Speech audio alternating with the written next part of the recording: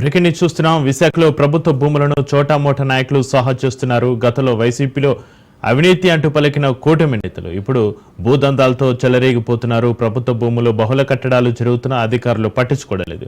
ఏడాదిగా బంజారా భూముల నిర్మాణం జరిగిన టౌన్ ప్లానింగ్ అధికారులు చూసినట్లుగా వివరిస్తున్నారు. జీవీఎంసీ పరిధిలో ఉన్న బుచ్చిరాజుపాలెంలో సర్వే నంబర్ 2/2లో అక్రమ కట్టడాలు జరుగుతున్నాయి.